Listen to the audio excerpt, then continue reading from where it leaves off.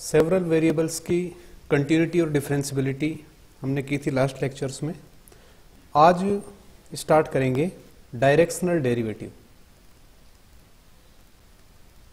Directional derivative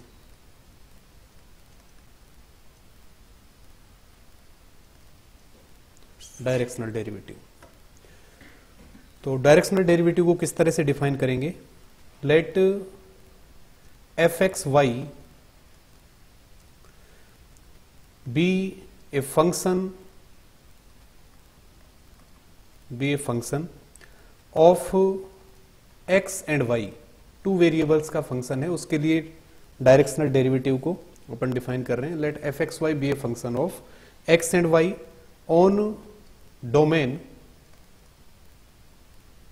D which is subset of r square.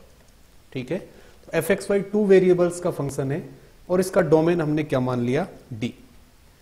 Late P is point, suppose P whose coordinates are a comma B is point of domain, and suppose capital N is neighborhood of point AB. Suppose point AB का neighborhood क्या है? Capital N, and point Q whose coordinates are A plus H, B plus K belonging to suppose capital N. That is, point Q is in neighborhood of P. That is, P and Q are neighboring points. Then what happens? So what we are writing? Suppose ये 2D अपन ले रहे हैं क्योंकि to variables का function मैंने लिया है। ठीक है, ये x और ये y। सपोज इसमें अगर कोई भी लाइन अपन ड्रॉ करें, मान लेते हैं ये लाइन पी क्यू लाइन है। सपोज ये पॉइंट P और ये सपोज इसका कोई भी नेबरिंग पॉइंट क्या है? Q। तो P और Q को मिलाने वाली लाइन ये बनेगी। मान लेते हैं कि ये लाइन x एक्सिस की पॉजिटिव डायरेक्शन के साथ सपोज थीटा एंगल कंस्ट्रक्ट कर रही है, थीटा। ठीक है, उस केस में y डायरेक्शन के साथ जो एंगल इसका होगा वो क्या होगा? π/2 माइनस थीटा। ये एंगल थीटा है। तो लाइन जो यहां पर PQ लाइन बनेगी, PQ, इस PQ लाइन के डायरेक्शन कोसाइंस क्या बनेंगे? ठीक है, direction cosines of line PQ क्या बनेंगे? तो डायरेक्शन कोसाइंस x के साथ इसका एंगल थीटा है तो कोस थीटा हो गया, कोस थीटा, कोमा y के साथ π/2 माइनस थीटा तो कोस π/2 माइनस थीटा यानी साइन थीटा। ये इस लाइन के डायरेक्शन कोसाइंस हमारे पास हो गए। साथ ही पॉइंट P और Q के बीच की डिस्टेंस क्या होगी? P और Q पॉइंट के बीच की डिस्टेंस, तो P पॉइंट के कोऑर्डिनेट्स क्या हैं? A, B। Q पॉइंट के कोऑर्डिनेट्स क्या हैं? A plus H, B plus K। ये Q पॉइंट के कोऑर्डिनेट्स हैं। अगर P से परपेंडिकुलर ड्रॉ करें अपन यहां पर, ठीक है, तो यहां से यहां तक की जो डिस्टेंस है A प्लस H है और Q A डिस्टेंस है, और Q से अगर परपेंडिकुलर ड्रॉ करें ये, ठीक है, तो यहां तक की डिस्टेंस ओरिजिन से कितनी है? A plus H। यहां तक की डिस्टेंस क्या होगी? A, तो ये डिस्टेंस क्या होगी? H। इसी तरह से ये डिस्टेंस क्या होगी? K। तो P और Q के बीच की डिस्टेंस सपोज मैं L अगर मानूं तो L इक्वल टू किसके होगा? L इक्वल टू क्या हो जाएगा? Root H square plus K square, root H square plus K square. ये किसकी वैल्यू हो गई? L की, which is equal to PQ, and H equal to यहां से H upon L equal to किसके होगा? क्योंकि ये एंगल अगर थीटा है then this angle also theta. H upon L equal to cos theta. This implies H equal to L cos theta and K will be L sin theta, K equal to L sin theta.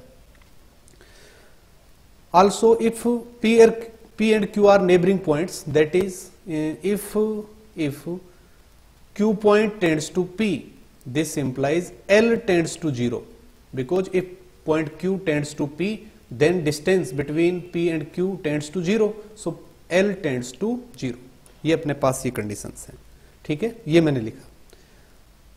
If limit, अब हम जो differentiation है वो इस तरह से define करते हैं, a plus H B plus के minus F A B upon, ठीक है, ठीक है, अपॉन जो भी डिस्टेंस है जो जीरो को अप्रोच कर रही है वो यहां पर अपन लिखते हैं उसमें। तो इसमें लिखेंगे if limit L tends to 0, that is when P and Q are neighboring points, so Q tends to P, limit L tends to 0, f of A plus H,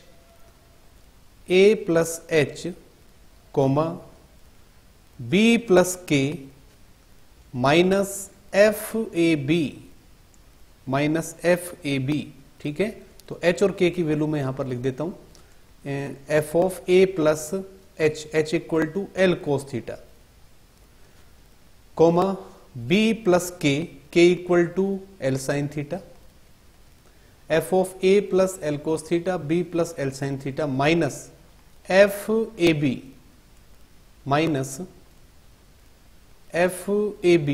upon L, if this limit L tends to 0, f of A plus L cos theta, B plus L sin theta minus FAB upon L.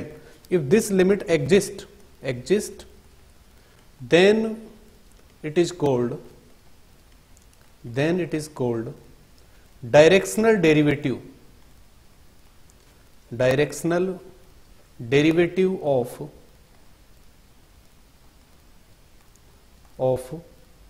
fxy, function fxy 8 point A comma B in theta direction, and denoted by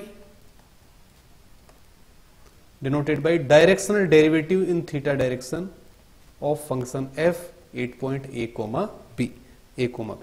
So what is the definition? So we can write directional derivative of function f 8 point A comma B along theta equal to f of A plus L cos theta comma B plus L sin theta minus FAB upon L and limit L tends to 0, ठीक है।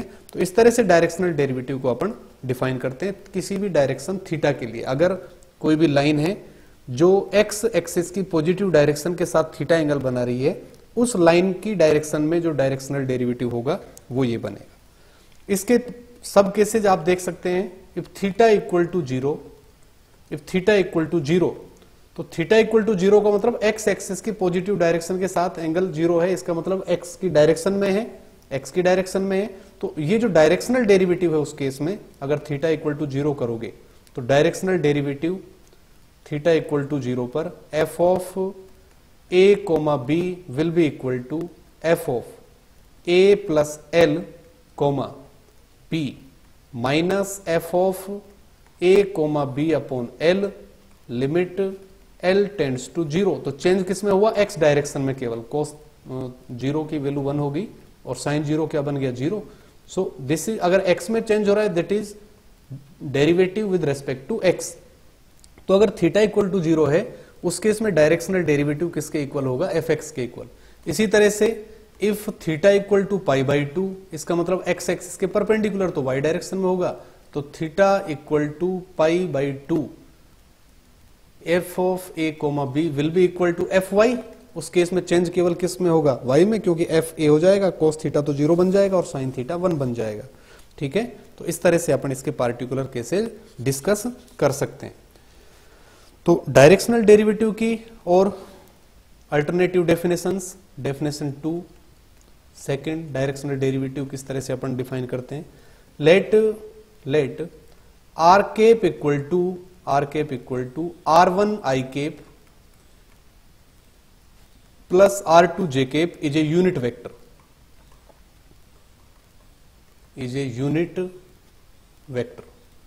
ये एक unit vector है। Then directional derivative along are cap of function f 8.ab is equal to limit h tends to zero f of a plus h r1 comma b plus h r2 minus F A B upon H इस तरह से लिखते हैं। अगर are cap की direction में लें तो आर कैप की डायरेक्शन में जाओगे तो डायरेक्शन कोसाइंस क्या बनेंगे इसके r1 कोमा r2, क्योंकि आर कैप यूनिट वेक्टर है इसलिए इस वेक्टर के डायरेक्शन कोसाइंस क्या हो गए r1 और r2। तो लास्ट ऊपर जब अपन कर रहे थे तो डायरेक्शन कोसाइंस कोस थीटा और साइन थीटा थे, तो कोस थीटा और साइन थीटा डायरेक्शन कोसाइंस थे, ठीक है। तो यहां पर अपने पास डायरेक्शन कोसाइंस क्या है r1 और r2, इसलिए कोस थीटा और साइन थीटा की जगह r1 और r2 आ गया। बाकी तो कोई चेंज नहीं है, सेम वही है। यहां पर h लिख दिया अपन ने, l लिख सकते हो चाहो तो आप l, तो यहां पर भी क्या आ जाएगा l, तो सेम वही फॉर्मूला बनेगा f of a plus l, और यहां डायरेक्शन कोसाइंस और b प्लस l और डायरेक्शन कोसाइंस लाइन के क्या क्या है अपने पास कोस थीटा साइन थीटा। यहां आर केप इस फॉर्म में लिख रहा है r1i प्लस r2j, इसलिए r1 r2 डायरेक्शन कोसाइंस होंगे। अगर ये यूनिट वेक्टर नहीं होता तब ये डायरेक्शन रेशियो होते, तो डायरेक्शन रेशियोज को डायरेक्शन कोसाइंस में अपन कन्वर्ट कर सकते हैं। तो इस तरह से किसी भी आर वेक्टर की डायरेक्शन में अगर आपको direction derivative directional derivative find करना है तो इस तरह से आप उसकी डायरेक्शन में यूनिट वेक्टर निकाल लोगे और फिर डायरेक्ट इस फॉर्मूले को अप्लाई करके फाइंड कर सकते हो। एक और रिजल्ट जो इंपॉर्टेंट है डायरेक्शनल डेरिवेटिव्स में इसी के लिए कि अगर f डायरेक्शनल डेरिवेटिव फाइंड करना है, directional derivative in direction of r of f 8ab equal to, इस तरह से भी डिनोट करते हैं fx 8ab और r1 प्लस fy 8ab और r2, ठीक है। तो x डायरेक्शन में डायरेक्शनल डेरिवेटिव और फिर क्या लगा दिया r1 प्लस y की डायरेक्शन में डायरेक्शनल डेरिवेटिव और उसके साथ क्या लगा दिया r2, क्योंकि r1 तो क्या है डायरेक्शन r1 r2 x और y डायरेक्शन में क्या है डायरेक्शन लाइन PQ के डायरेक्शन कोसाइंस है, तो x के लिए आप देखोगे कंपोनेंट और y के लिए देखोगे तो r2। तो इस तरह से अपन फॉर्मूले अप्लाई कर सकते हैं। डायरेक्शनल डेरिवेटिव के क्वेश्चंस जो भी होंगे इन्हीं में से किसी न किसी फॉर्मूले की सहायता से आप उसको कर पाओगे। तो डायरेक्शनल डेरिवेटिव के कुछ एक प्रॉब्लम्स अपन यहां पर अब डिस्कस करेंगे। तो अब जिस तरह से 2 वेरिएबल्स के लिए यहां पर लिखा है उसी तरह से 3 वेरिएबल्स के लिए भी अपन इसको लिख सकते थे। अगर 3 वेरिएबल्स होते, सपोज ये फंक्शन होता आपके पास, सपोज फंक्शन ये है f of x Y z, f of x Y z, तो इसका r cap equal to suppose ये दे रखा है r1i plus r2j plus r3k।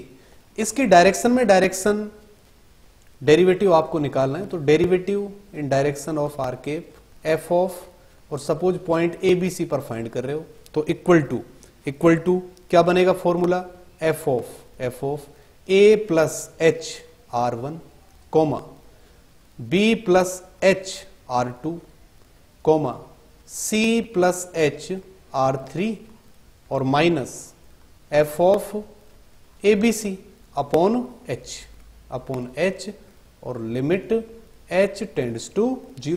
ये फॉर्मूला बनेगा क्योंकि वहां a plus h r1 a प्लस b प्लस एच r2 आ रहे थे, जब 2 वेरिएबल्स का था तो 3 का है, तो सेम फॉर्मूला इस तरह से आप अप्लाई कर सकते हो। r1 r2 r3 direction cosines हैं, तो वो अपने पास डायरेक्शन कोसाइंस की जगह हमने काम में ले ली। इसी तरह से ये भी लिख सकते हो directional derivative of function f 8.abc in r direction equal to fx 8abc और into r1 plus fy 8abc into r2 plus fz 8abc और इनटू r3, ठीक है। इस फॉर्मूले से भी डायरेक्ट अपन डायरेक्शनल डेरिवेटिव फाइंड कर सकते हैं। अब इसके जैसे क्वेश्चन में लिखूं, question find directional derivative of directional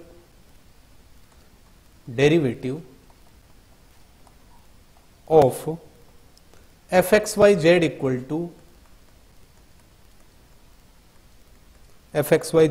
to ये दिया हुआ है आपको X square minus 2y square और प्लस 4z स्क्वायर 8 पॉइंट दे रखा है 1 1 minus 1 in the direction of vector, in the direction of vector, vector की डायरेक्शन दे रखी है 2i cap plus j cap और माइनस k केप। तो इस वेक्टर की डायरेक्शन में डायरेक्शन डेरिवेटिव आपको फाइंड करना है, ठीक है। तो r वेक्टर आपके पास है, यहां पर r वेक्टर इक्वल टू किसके 2i प्लस j और माइनस k। तो यहां से सबसे पहले r केप फाइंड करोगे यूनिट वेक्टर, तो यूनिट वेक्टर क्या आएगा r vector upon mod of r vector. So 2i plus j minus k upon root 2 square 4 plus 1 तो ये अपने पास आ गया 2 upon root 6 i cap plus 1 upon root 6 j cap और minus 1 upon root 6 k cap. ये मेरे पास बन गया, ठीक है। ये यूनिट वेक्टर आ गया, यानी कि ये किस किस की वैल्यू आ गई, ये r1 है, ये क्या बनेगा r2, ये क्या आ गया r3। तो अब डायरेक्शनल डेरिवेटिव आप इसका फाइंड कर सकते हो। डायरेक्शनल डेरिवेटिव का फॉर्मूला अपन अप्लाई करेंगे।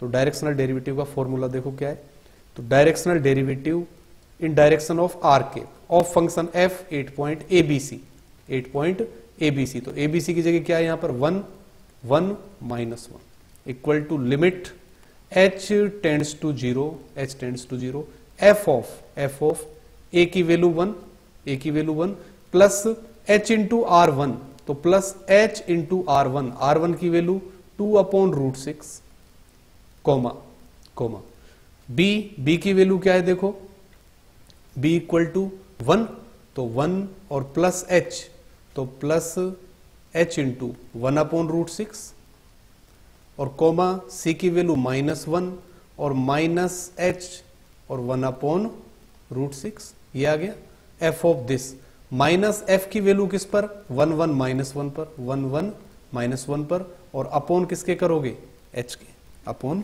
h। ये अपने पास आ गया। यहां से अब आप इसको सिंप्लीफाई करोगे इक्वल टू f की वैल्यू 1 1 माइनस 1 पर कैलकुलेट करोगे और साथ ही f की वैल्यू a b और c ये आ रहे हैं। तो फॉर्मूला आपको यहां पर f की डेफिनेशन है x square minus 2y square plus 4z square. तो ये बनेगा लिमिट h टेंड्स टू 0, तो ये है अपने पास x का स्क्वायर यानी कि 1 plus 2 upon root 6 into h इसका whole square minus 2 into Y square, तो 1 plus 1 upon root 6 into h का whole square plus 4 into Z square, तो 4 इंटू 1 प्लस h और 1 अपॉन रूट 6 का होल स्क्वायर, क्योंकि माइनस तो प्लस ही हो जाएगा और माइनस इसको आप सिंप्लीफाई करें तो इसमें क्या आएगा आपका 1 का स्क्वायर माइनस 2 इंटू 1 का स्क्वायर, ठीक है, और प्लस 4 इंटू माइनस 1 का स्क्वायर, तो 1 आ जाएगा और अपॉन क्या है अपॉन h ये बन रहा है। इसको आप सिंप्लीफाई करोगे, इसको जब सिंप्लीफाई करोगे तो आपके पास क्या आएगा देखो लिमिट h टेंड्स टू 0, मैं इसको डायरेक्टली लिख देता हूं 8 अपॉन रूट 6 बनेगा 8 अपॉन रूट 6 इंटू h और plus h square upon h और लिमिट h टेंड्स टू 0। तो h टेंड्स टू 0, h से तो h कट जाएगा, इधर h बचेगा वो 0 बन जाएगा इक्वल टू 8 अपॉन रूट 6। तो कोई भी वेक्टर आपको दे रखा है उस वेक्टर की डायरेक्शन में डायरेक्शनल डेरिवेटिव आपको फाइंड करना है, तो आप इस फॉर्मूले से निकाल सकते हैं, ठीक है। इजी गोइंग इस फॉर्मूले से आप उसको कर सकते हैं। जैसे एक और क्वेश्चन आप इसमें लिखें, नेक्स्ट उसको दूसरे मेथड से मैं कर देता हूं। नेक्स्ट क्वेश्चन सपोज ये है एफ एक्स वाई जेड, या इसी क्वेश्चन को मैं अलग तरह से कर सकता हूं। देखो ऊपर जो क्वेश्चन था सेकंड मेथड, ये क्वेश्चन मेरे पास था fxyz इक्वल टू किसके, x square minus 2y² plus 4z²। तो यहां से fx निकाल सकते हो आप। fx इक्वल टू किसके हो गया, 2x के, ठीक है। और a, b पॉइंट पर इसकी वैल्यू निकाल सकते हो आप, a, b पॉइंट पर। तो पॉइंट क्या है मेरे पास, 1 1 -1, ये पॉइंट है 1 1 -1। तो इस पॉइंट पर वैल्यू क्या आ गई, 2। फिर fy फाइंड किया तो -4y आ गया इक्वल टू -4। fz फाइंड किया तो 8z बन गया, 8z और इक्वल टू किसके आ गया, -8 के। ये तो ये आगे r1 इक्वल टू किसके आया था मेरे पास, 2 ऊपर निकालें अभी 2/√6। r2 क्या आया था, 1/√6। r3 क्या आया था, -1/√6।